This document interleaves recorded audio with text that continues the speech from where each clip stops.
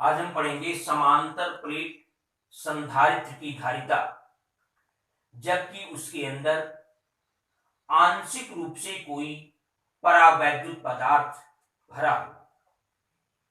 हमने पिछले हेडिंग में पढ़ा था कि अगर कोई समांतर प्लेट संधारित्र हो एक्स वाई, इसके दो प्लेट हैं, इस पर प्लस क्यू चार्ज है, इस पर माइनस क्यू चार्ज है, इसके अंदर के परावैद्युतांक का मतलब के डाइलेक्ट्रिक कांस्टेंट का कोई डाइलेक्ट्रिक सब्सटेंस यानी कोई परावैद्युत पदार्थ भरा हो तो इसकी धारिता होती थी के epsilon naught A by B. जब इसके अंदर पूरा जितना स्पेस है, जितना जगह है, उस पूरे जगह में कोई परावैद्युत पदार्थ यानी कोई कुचालक पदार्थ भरा हो जिसका परावैद्युतांक के। अब हम ये पढ़ेंगे कि अगर इसके अंदर पूरा ना भर करके ऐसे कोई पट्टी हो, जैसे यहां पर है, ये कोई पट्टी भरी हुई हो परावैद्युत पदार्थ की, तब इसकी धारिता कितनी होगी। इसके लिए देखिए क्या करेंगे,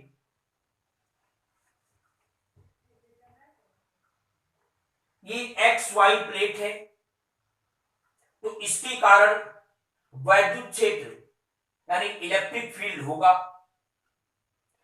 इलेक्ट्रिक फील्ड की जो वैल्यू है, ये जो खाली वाला स्थान है यानी जहां पर एयर है वहां इलेक्ट्रिक फील्ड दूसरा होगा, और ये जो परावैद्युत पट्टी आपने रखी है इसके अंदर इलेक्ट्रिक फील्ड दूसरा होगा।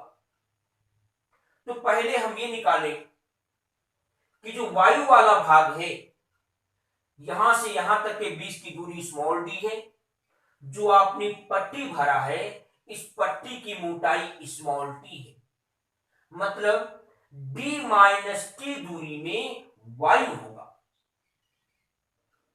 तो जो वायु वाला भाग है इसके अंदर अगर हम वैद्युत क्षेत्र की तीव्रता को ई नॉट से शो करें, ई जीरो से शो करें, तो ये होगा ई जीरो बराबर सिग्मा बाई एप्सिलॉन नॉट।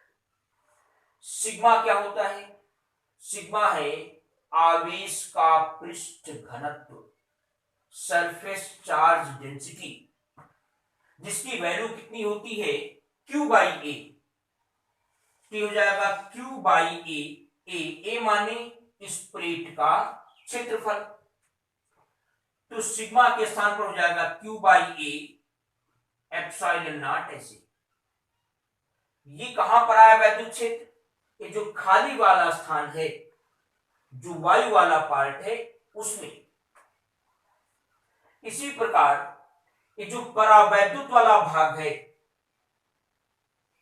इसके अंदर वैद्युत क्षेत्र को अगर हम कैपिटल ई से शो करें तो कैपिटल ई बराबर क्या होगा?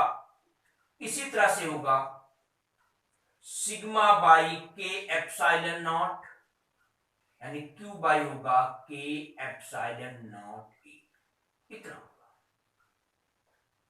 अब देखिए, अगर हमें मान लें कि एक्स वाई प्लेट के बीच जो विभवांतर है, जो पोटेंशियल डिफरेंस है, वो अगर कैपिटल वी हो, तो हमने एक रिलेशन पढ़ा है क्या कि पोटेंशियल डिफरेंस यानी विभवांतर बराबर E इंटू डी होता है।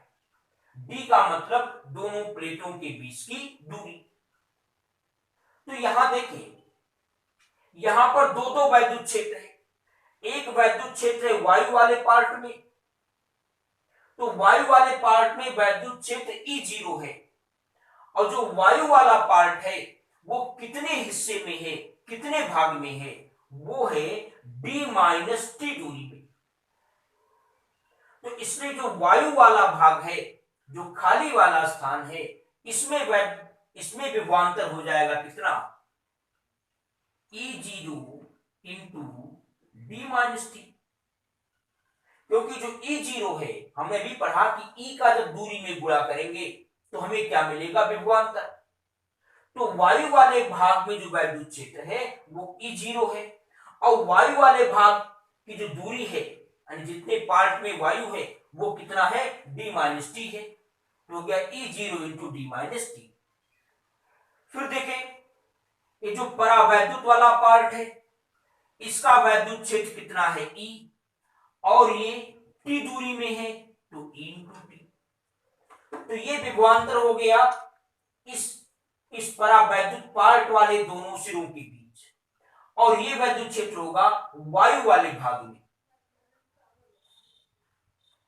फिर से देखें, जो E इंटू टी है ये विभवांतर होगा इस परावैद्युत वाला जो पार्ट है इसके दोनों सिरों के बीच इतना विभवांतर होगा, और जो वायु वाला भाग है उसका विभवांतर कितना होगा। तो जो टोटल विभवांतर आएगा वो हो जाएगा V बराबर E0 d-t। ये टोटल विभवांतर हो गया। अब देखिए ला करके आप वैल्यू पुट करें तो E0 की वैल्यू क्या है, Q by epsilon naught A d-t। E की वैल्यू है Q by K epsilon naught A into T. इसमें कॉमन ले लेंगे Q by epsilon naught A, यहां बचेगा d-t plus T by K। ये V हो गया, विभवांतर निकल आया इन दोनों प्लेटों के बीच। हमें निकालना क्या है, इसकी धारिता निकालनी है, इसका कैपेसिटेंस निकालना है। तो कैपेसिटेंस C इक्वल टू क्या होता है, Q by V। Q by V की ला करके वैल्यू रख दें, Q by epsilon naught A d-t plus T by K।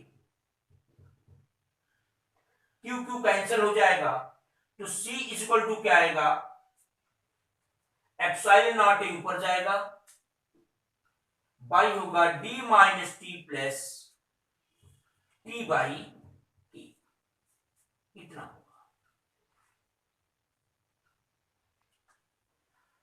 अब देखें इस फार्मूले से आप कुछ अन्य फार्मूले भी प्राप्त कर सकते हैं। जैसे हमने पढ़ा था कि अगर पूरे के अंदर परावैद्युत पदार्थ भरा हो तो उसकी धारिता कितनी आई थी, K epsilon naught A by D। वो चीज यहां से भी मिल सकता है। अगर पूरे के अंदर परावैद्युत पदार्थ भरा हो इसका मतलब है स्मॉल t यानी परावैद्युत पदार्थ की जो मोटाई है वो D के बराबर हो जाएगी जब पूरे के अंदर भरा हो। तो जहां पर T है वहां पर आप D लिख करके देखें, तो जहां T है अगर हम वहां पर D लिखते हैं तो ये हो जाएगा D माइनस, देखिए क्या हो जाएगा, ये आएगा epsilon naught A D minus D plus D by K। जहां T था वहां हमने D कर दिया, ये तो 0 हो जाएगा, और K कहां जाएगा, ऊपर। जब K ऊपर जाएगा तो हो जाएगा K epsilon not E by D। फिर देखिए हमने ये पढ़ा था कि अगर इसके अंदर वायु हो यानी कोई कुचालक पदार्थ न भरा हो, कोई डाइलेक्ट्रिक सब्सटेंस न भरा हो, तब इसकी जो धारिता आती थी वो आती थी epsilon naught A by D। ये देखिए कैसे प्राप्त करेंगे, यहां पर देखें अगर इसके अंदर कोई पदार्थ ना भरा हो इसका मतलब स्मॉल t बराबर 0 यानी 0 मोटाई में परावैद्युत पदार्थ हो। तो जहां स्मॉल t है वहां 0 लिख करके देखें, तो जहां स्मॉल t है वहां पर 0 लिखेंगे तो यहां पर देखें क्या आएगा, epsilon naught A D minus 0, यहां हो जाएगा कितना, प्लस या T बाई K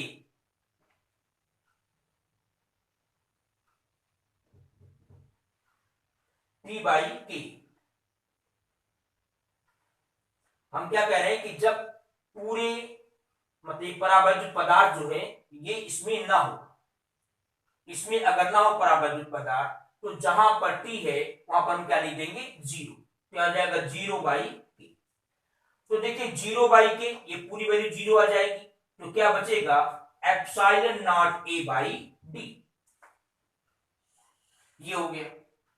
फिर देखें, अगर इसके अंदर बहुत सारी पट्टियां रखी हूं इस तरह से, ऐसे बहुत सारी पतली पतली अगर पट्टियां रखी हूं,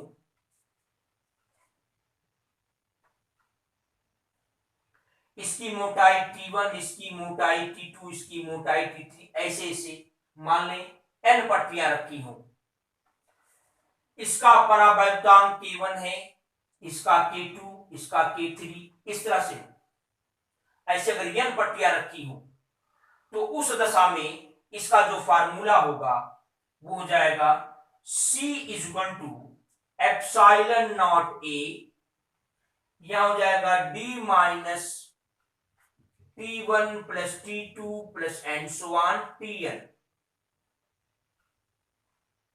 प्लस यहां जो T बाई K है यहां क्या लिखा जाएगा, T1 by K1 plus T2 by K2 and so on हो जाएगा Tn बाई Tn। इस तरह से ये तब होगा जब इसके अंदर बहुत सारी पट्टियां रखी हो। फिर देखें, अगर ये कहा जाए कि इसके अंदर परावैद्युत पट्टी ना रख करके इसके अंदर कोई कंडक्टर रखा जाए, चालक पदार्थ रखा जाए, इसकी मोटाई T है, ये चालक पदार्थ है, इंसुलेटर नहीं है, यानी कुचालक नहीं है, तो ऐसी दशा में क्या होगा, जो चालक होता है उसका परावैद्युतांक अनंत होता है। तो उस कंडीशन में क्या हो जाएगा, तो C बराबर क्या आएगा, epsilon naught a d minus T plus T by के स्थान पर क्या हो जाएगा, इंफिनिटी, और t बाई इंफिनिटी बराबर क्या होगा, जीरो होगा, यानी ये पूरा जीरो हो जाएगा, यानी केवल इतना आएगा। तो अगर कुचालक पदार्थ के बजाय कोई चालक पदार्थ रखा हो तो उस कंडीशन में इसकी जो धारिता होगी वो इतनी हो जाएगी। तो इस प्रकार से आज आपने पढ़ा समांतर प्लेट संधारित्र की धारिता जबकि इसके अंदर कोई परावैद्युत पदार्थ आंशिक रूप से भरा। अब इसके बाद का जो रीडिंग है वो आप नेक्स्ट वीडियो में देखेंगे।